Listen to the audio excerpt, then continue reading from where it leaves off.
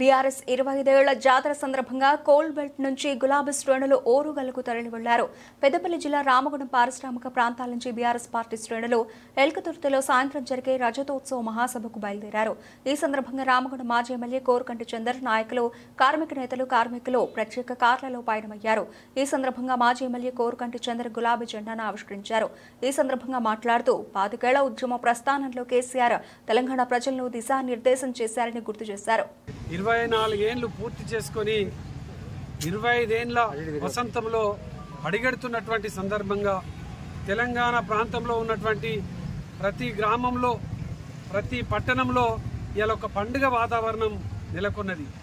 ఇది BRS party, మా ఇంటి పార్టీ, మా సొంత పార్టీ. ప్రతి ఇంటికి జెండాను ఎగరవేస్తూ, ప్రతి గ్రామంలో జెండాలను ఎగరవేస్తూ ఒక కనుల పండుగలాగా ఈ యొక్క 25 ఏళ్ల రజతోత్సవ సభకు బయలుదేరడం జరుగుతూ ఉన్నది. ప్రత్యేకంగా తెలంగాణ రాష్ట్రం కోసం 14 ఏళ్లు ఉద్యమ ప్రస్థానాన్ని, అదేవిధంగా 10 ఏళ్లు ప్రగతి ప్రస్థానాన్ని, తెలంగాణ ప్రాంతంలో ఉన్నటువంటి ప్రతి బిడ్డను కూడా కంటికి రెప్పలాగా కాపాడుకున్నటువంటి తెలంగాణ ఉద్యమ మహానాయకుడు, తెలంగాణ రాష్ట్ర తొలి ముఖ్యమంత్రి వర్యులు కేసీఆర్ గారి పిలుపుకు వీళ్ళందరూ కూడా ఎదురు చూస్తున్నటువంటి సందర్భం.